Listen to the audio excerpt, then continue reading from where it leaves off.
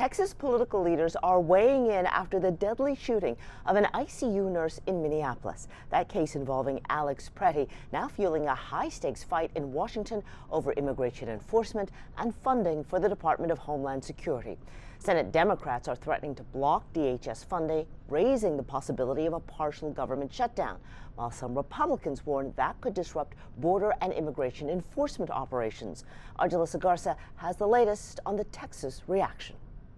This case is no longer just about what happened in Minnesota. It's now a political flashpoint here in Texas and in Washington, with lawmakers debating how immigration enforcement should move forward. Senator Ted Cruz addressed the shooting of 37-year-old ICU nurse Alex Pretty on his podcast Monday, calling for a more measured tone as emotions run high.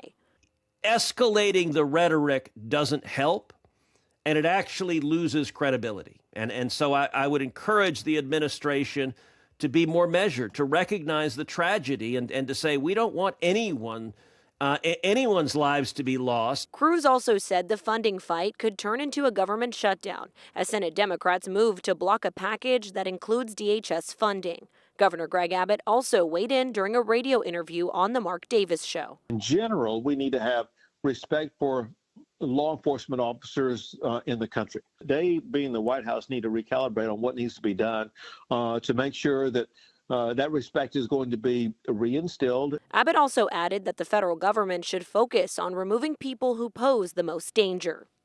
We'll continue to watch this closely as Congress works towards that funding deadline and as the investigation into Alex Pretty's death continues. Reporting in Houston, Argelissa Garza, KHOU 11 News.